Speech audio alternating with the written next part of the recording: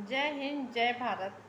सीमा Haider case में जो गड़बड़ घोटाला सभी लोग ये मिलके कर रहे हैं, वो चाहे विभाग हैं, चाहे वो ये सुप्रीम कोर्ट का लॉयर है, चाहे अब मैं मतलब टोटली टोटली मतलब एजेंसियां हैं। कहने का मतलब ये है कि चार्जशीट अब तक क्यों नहीं पेश की। ज़्यादा से ज़्यादा 1 ईयर में कम से कम ज़्यादा से ज़्यादा समय जो है कि 1 ईयर में तो चार्जशीट पेश हो ही जाती है, अब तक नहीं हुई है। तो जो लोग मोमिन सर के कार्य पे सवाल खड़े कर रहे हैं, उनको ये मैं कहना चाहूँगी, ज़रा कोर्ट में जाओ, वहाँ पे न्यायालय में जाके तो देखो कि एक एक इंसान जो है अपनी शराफत के साथ अपने कानून लीगल तरीके से काम कर रहे हैं, अपने दायरे में काम कर रहे हैं।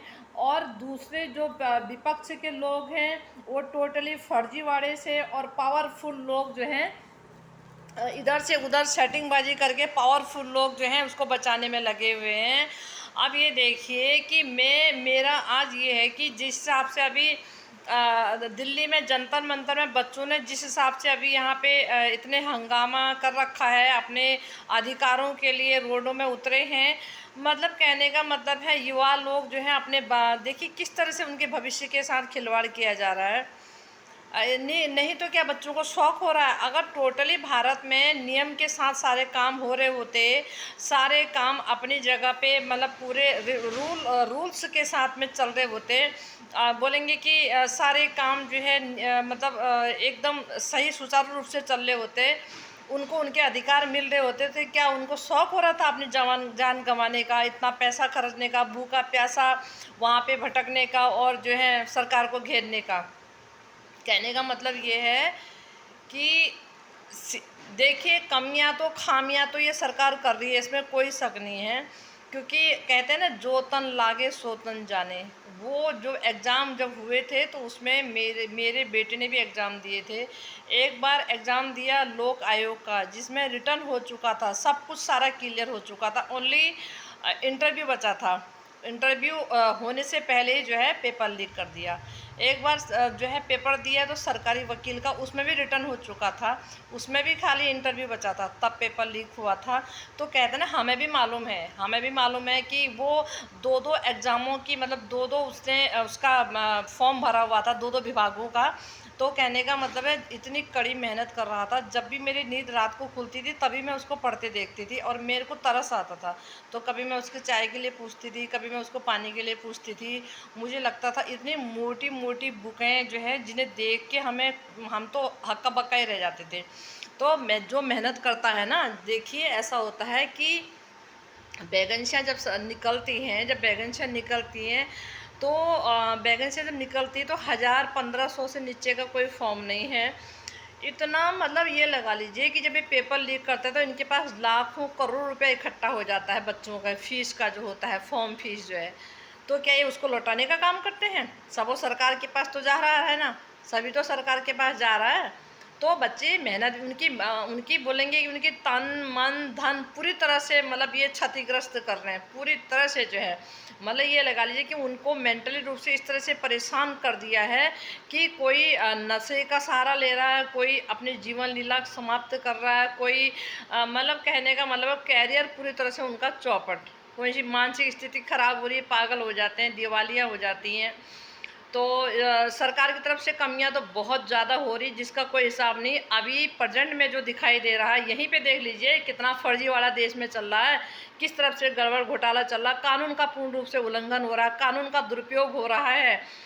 देखिए कि सीमा हैदर भारत सरकार की मुजरिम है और भारत सरकार की तरफ से अब तक कोई भी कार्रवाई सीमा हैदर के ऊपर नहीं की गई है। नेत्रपाल का परिवार बेलगाम, जो कि भारत में जो है 5 लोगों को घुसपैठ कराया है, वो परिवार बेलगाम है।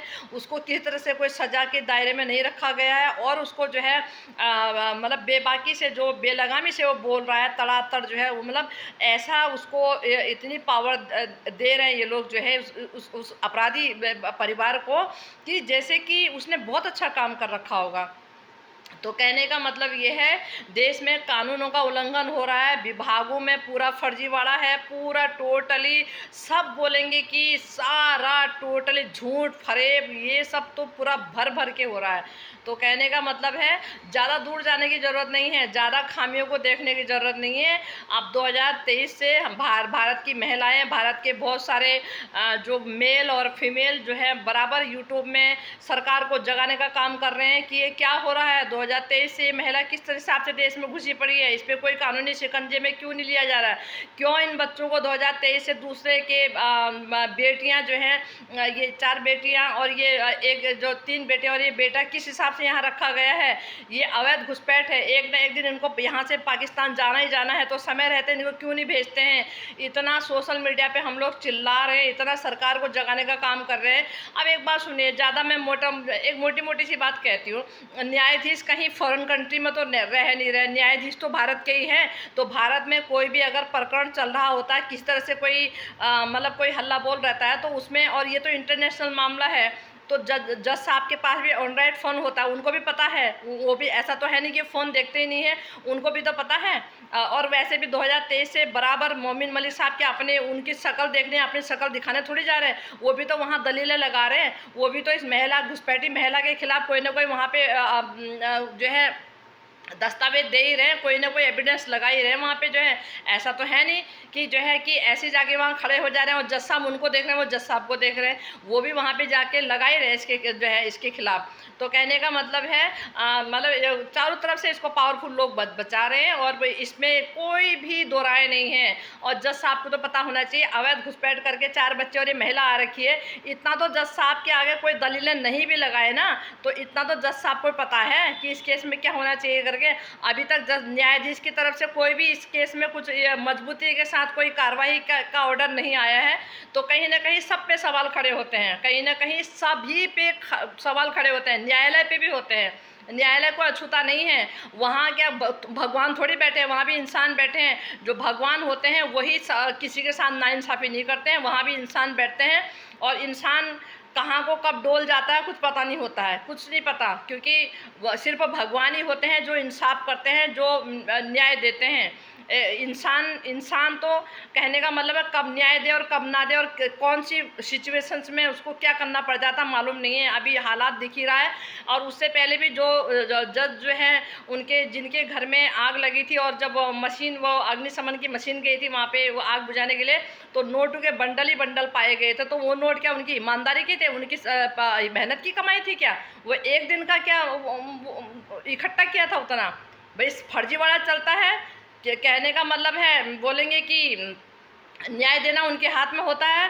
वो कई बार ऐसा होता है कसूरवाद को जो है कैद, और जो है बेकसूर को जो है न बेकसूर को कैद और कसूरवाद को जो है रिहाई उनके हाथ में होता है। ये तो जो है जज हैं करके बिल्कुल ही क्या एकदम सही क्या न्याय की कलम चलाते हैं वो जो है सत्यमेव जयते लिखा ही लिखा होता है। अगर न्याय की कलम चला रहे होते तो 2023 से इस महिला पे कोई सख्त कानून उनका क्यों नहीं अब तक इस पे जो है सजा वो हुई, क्यों नहीं इसको सख्त जो है अभी तक कोई नोटिस भेजा, क्यों नहीं इसको कानूनी शिकंजे में अब तक न्यायालय की तरफ से इसको कोई ऑर्डर क्यों नहीं आए? अरे हमको पागल समझ रखा है क्या? हम कुछ नहीं जानते? और हम बाहर के देशों के बेशक नहीं जानते, लेकिन हमारे भारत में कितना गड़बड़ घोटाला है इसमें हम भली बात ही जानते हैं। क्यों अब तक ये महिला बेकाबू है? क्यों इसे कानून का डर नहीं है? क्यों इसे विभागों का डर नहीं है? क्यों इसे सरकार का डर नहीं है? क्योंकि वो ये पिताजी बचाने वाले हैं। सैया भये कोतवाल तो डर काहेगा, है ना। इसका सीमा है डर को तो वो हाल हो रहा है कि बोले कि क्या थाने में है घर और बोलेंगे कि जेल में है घर, थाने में ससुराल, जेल में है घर, क्या करेगा ससुरा और किसका है डर, वो वाला हिसाब हो रहा है इसका तो जो है। तो कहने का मतलब है गड़बड़ घोटाला हो रहा है। कोई इस तरह से रोडों में इस तरह से ये हल्ला बोल नहीं करता है। कहीं ना कहीं नियम कायदे कानून को तोड़ा जा रहा है, कहीं ना कहीं नियमों की कमी हो रही है।